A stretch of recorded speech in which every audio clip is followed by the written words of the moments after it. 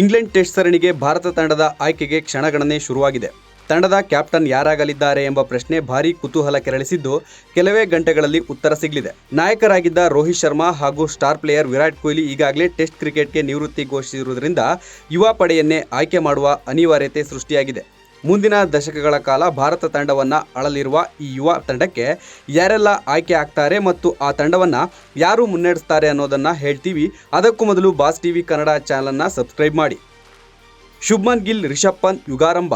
ರೇಸ್ನಿಂದ Jasprit Bumrah, KL Rahul out. June 20ರಿಂದ ಇಂಗ್ಲೆಂಡ್ನಲ್ಲಿ ಆರಂಭವಾಗಲಿರುವ 5 ಪಂದ್ಯಗಳ ಟೆಸ್ಟ್ ಸರಣಿಯಿಂದ ರೋಹಿತ್ ಶರ್ಮಾ, ವಿರಾಟ್ ಕೊಹ್ಲಿ ಅಂತ ದಿಗ್ಗಜ ಆಟಗಾರರನ್ನ ಹೊರಗಿಟ್ಟಿದ್ದು ಸಾಕಷ್ಟು ಚರ್ಚೆಯಾಗಿತ್ತು. ಈ ಮೂಲಕ ಕೋಚ್ ಗೌತಮ್ ಗಂಭೀರ್ ಸಂಪೂರ್ಣ ಯಂಗ್ ಟೆಸ್ಟ್ ಟೀಮ್ ಕಟ್ಟೋಕೆ ಸಿದ್ಧರಾಗಿದ್ದಾರೆ ಅನ್ನೋ ಮೆಸೇಜ್ ಪಾಸ್ ಆಗಿತ್ತು. ಅದರಂತೆ ಆಸ್ಟ್ರೇಲಿಯಾ ಸರಣಿಯಲ್ಲಿ ಉಪನಾಯಕರಾಗಿದ್ದ ಜಸ್ಪ್ರೀತ್ ಬುಮ್ರಾ, ಪ್ರಿನ್ಸ್ ಶುಭ್ಮನ್ ಗಿಲ್, ಸ್ಟಾರ್ ಬ್ಯಾಟರ್ಗಳಾದ ಕೆಎಲ್ ರಾಹುಲ್ ಮತ್ತು ರಿಷಬ್ ಪಂತ್ ಕ್ಯಾಪ್ಟನ್ಸಿ ರೇಸ್ನಲ್ಲಿರೋ ಮಾಹಿತಿ ಹೊರಬಿದ್ದಿತ್ತು.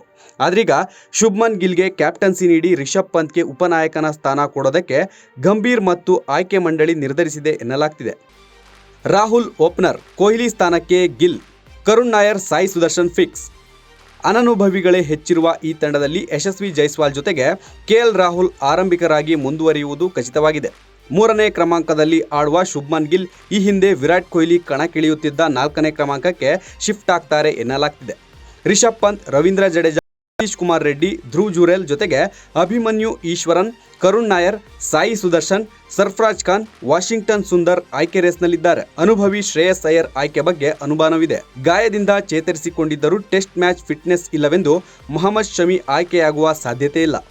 ಜಸ್ಪ್ರೀತ್ ಬುಮ್ರಾ, ಮೊಹಮ್ಮದ್ ಸಿರಾಜ್, ಕುಲ್ದೀಪ್ ಯಾದವ್, ಕನ್ನಡಿಗ ಪ್ರಸಿದ್ಧ ಕೃಷ್ಣ ಆಯ್ಕೆ ಕನ್ಫರ್ಮ್ ಆಗಿದೆ. ಯುವ ಲೆಫ್ಟ್ ಆರ್ಮ್ ಸೀಮರ್ ಹರ್ಷದೀಪ್ ಸಿಂಗ್ಗೆ ಅವಕಾಶ ಸಿಗಲಿದೆ ಎನ್ನಲಾಗಿದ್ದು, ಶಾರ್ದೂಲ್ ಠಾಕೂರ್, ಹರ್ಷಿತ್ ರಾಣಾ, ಆಕಾಶ್ ದೀಪ್ ಸಿಂಗ್ ರೇಸ್ನಲ್ಲಿರುವ ಇತರ ವೇಗಿಗಳಾಗಿದ್ದಾರೆ. ಒಟ್ಟಾರೆ 17 ಅಥವಾ 18 ಆಟಗಾರರ ತಂಡವನ್ನು ಪ್ರಕಟಿಸುವ ಸಾಧ್ಯತೆ ಇದ್ದು, ಬಹಳಷ್ಟು ಯುವ ಮುಖಗಳಿಗೆ ಅವಕಾಶ ಸಿಗೋದು ಖಚಿತವಾಗಿದೆ.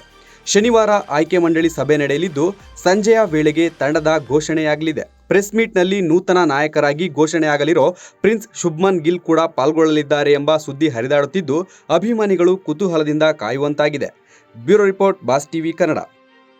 ಲೇಟೆಸ್ಟ್ ಹಾಗೂ ಇಂಟ್ರೆಸ್ಟಿಂಗ್ ಸುದ್ದಿಗಳಿಗಾಗಿ ಬಾಸ್ ಟಿವಿ ಕನ್ನಡ ಚಾನೆಲ್ನ ಸಬ್ಸ್ಕ್ರೈಬ್ ಮಾಡಿ. ಹಾಗೆಯೇ ಬೆಲ್ ಐಕಾನ್ ಪ್ರೆಸ್ ಮಾಡಿ. ಇದರ ಜೊತೆಗೆ ಫೇಸ್ಬುಕ್, ಇನ್ಸ್ಟಾಗ್ರಾಮ್, ಎಕ್ಸ್ನಲ್ಲೂ ಮಿಸ್ ಮಾಡದೆ ಫಾಲೋ ಮಾಡಿ.